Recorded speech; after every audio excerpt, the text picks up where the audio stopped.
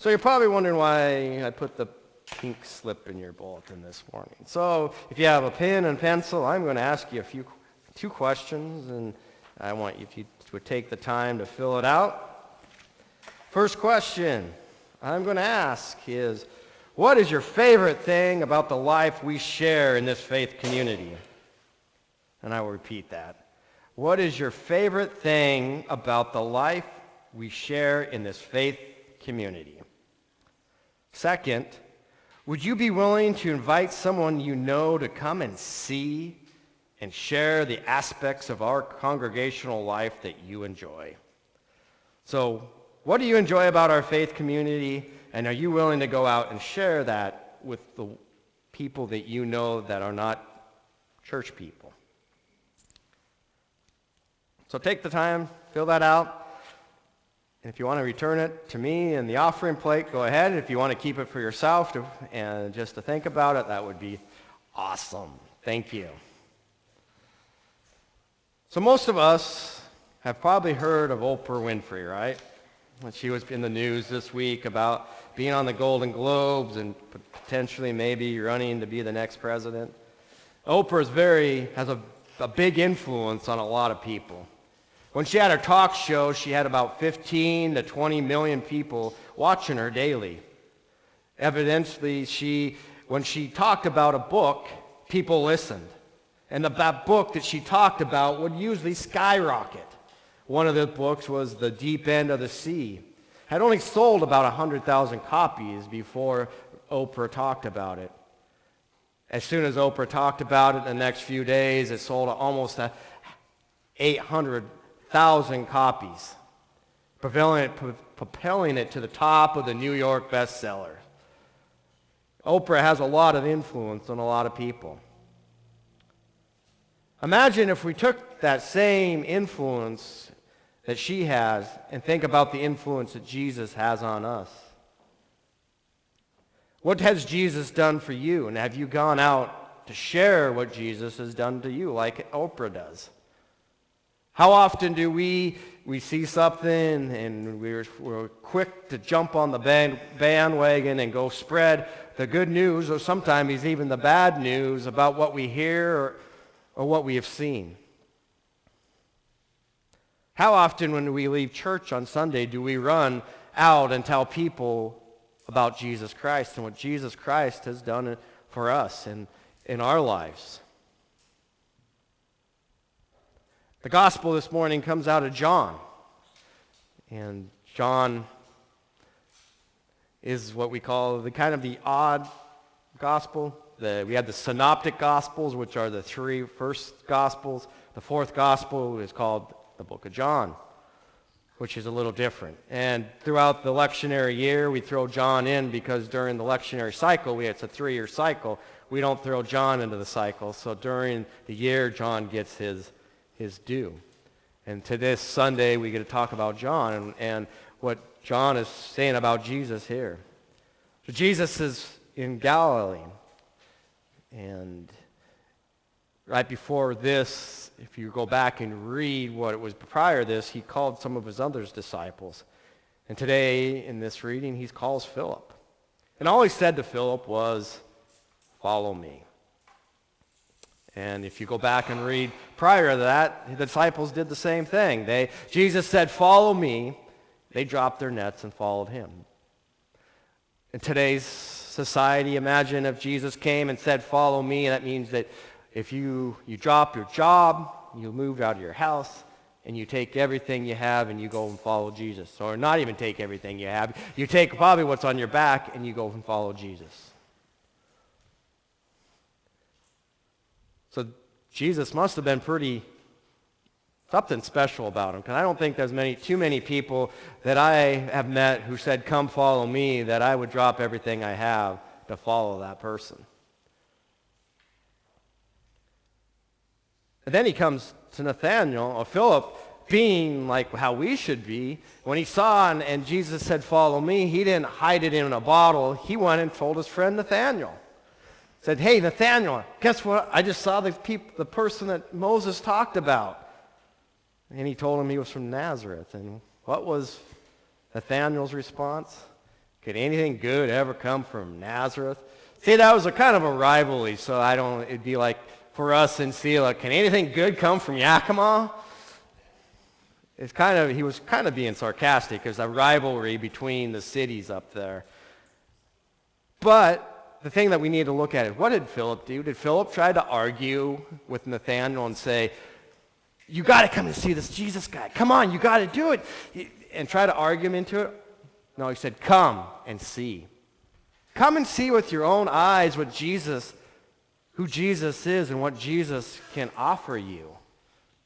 I can tell you, you're never going to argue anybody into the Christian faith. Never. The way that we bring people into the Christian faith and to show what Christianity is about is by showing them Jesus, so they can witness him with their eyes. And we have Jesus in our heart.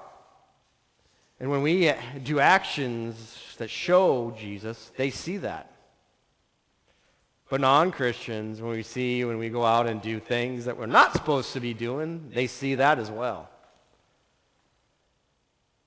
So when we call ourselves a Christian, first of all, we need to be like Philip and say, come see for yourself what Jesus is about. And then we're supposed to act how Jesus has acted.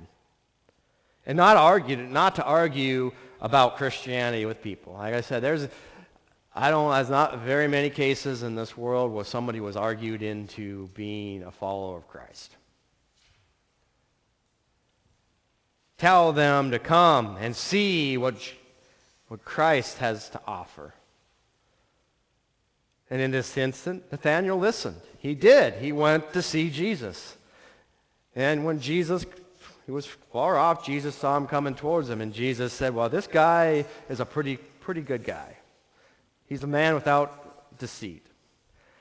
Now, there's some scholars who think maybe Jesus was saying that truly, but some scholars also say maybe he's saying that sarcastically. Well, here's this person who's kind of high on the hog. He thinks of himself. He thinks he's pretty good, especially after his comment about Nazareth. He comes to Jesus, and he questions. And Jesus answered, I saw you under the tree. And right then and there, and Nathanael's eyes were open. Nathanael's the first person who actually identifies who Christ is. You are the Son of God. You are the King of Israel. Because of how he interpreted who Jesus was. Very truly, Jesus goes on to say, you will see heaven and earth opening, and God's angels will be ascending and descending. He also said that you haven't seen the best yet. And we still haven't seen the best yet. The best is still yet to come. It's like when we wait for the new Star Wars movies come out. We always think they're going to be the next best thing. I tell you what, there's something better still to come that Jesus is going to show each and every one of us. In this section here, Jesus talks about God ascending and descending from heaven to earth. Somebody who was Jewish would probably understand this. For Christians, especially if we don't delve into the Old Testament, it's not always easy to understand. When you read this, does it remind you of anything, a passage in the Old Testament? Jacob's ladder, when God's talking about the angels that will ascend and descend on Jacob's ladder, showing he demonstrated to those that, yes, he knows the gospel, but he also said this so that the people who heard his message would understand what Jesus was talking about, because he was bringing in the Old Testament for the crowd to understand. We as Christians need to be like Philip. When we see and hear about Jesus, we need to go and spread the good news to those around us. Not easy. Even as a pastor, you think as a pastor, oh yeah, pastors, They love to go out and try to spread the word of God and talk about their faith all the time. I'll be honest, I have sometimes am scared to share my faith with other people as well. Even though I know that's what I'm supposed to do, Jesus has commanded me to do that, but I still have a hard time doing it. Does that give us an excuse not to do it? Absolutely not. We need to try the best that we can. Because a lot of us think, well, we're not able, we're not capable. I'm just an average person with an average life, and there's nothing special about me. Well, look at the people Jesus called to be his disciples.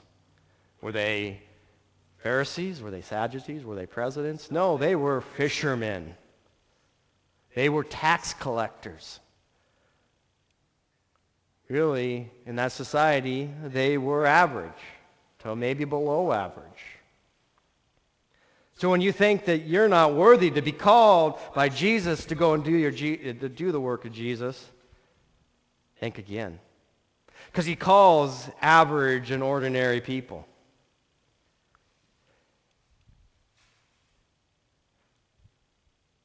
Had I, when I graduated high school, thought that someday that I'd be called to be a pastor,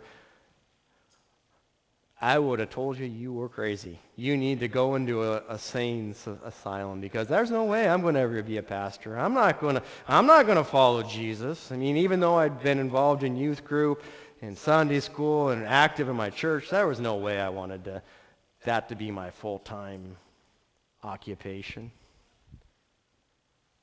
I was an average person, average grades.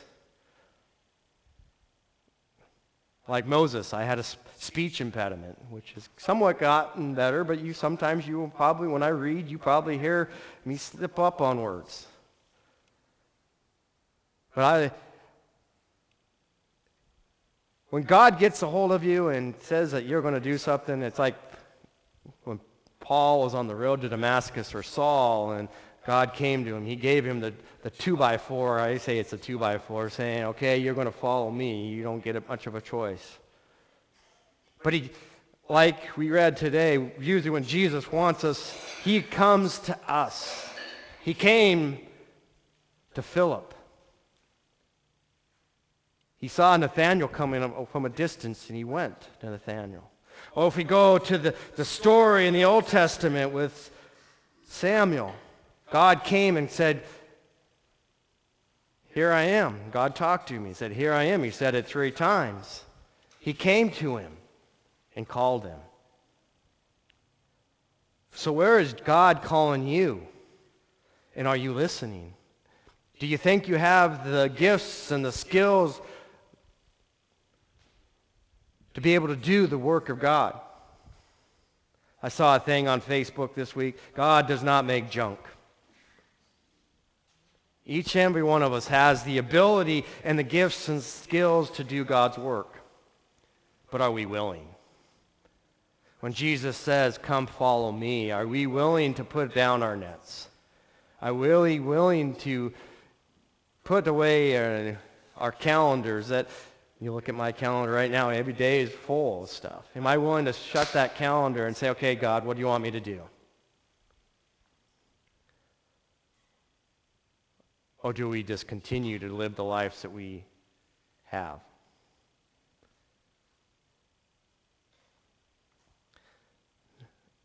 If there's examples that we can follow, Jesus has given us these examples of his disciples. That they gave up everything. And eventually, they gave it all for the gospel. And it all started with, follow me. So I'm asking you this morning, as we enter this new year, and we look at our lives and our busy lives with our calendars full, and is to listen to those words that Jesus told his disciples. Follow me. 2 words, follow me. And are you willing to follow? And after you're willing to follow, are you willing to be like Philip and to tell your friends, come and see? So doesn't that just sound nice? Come and see. It's very welcoming. Come and see what Jesus can offer. Come and see what God has in store for you. And when we come and we see what God offers us, we learn that there's something better to come.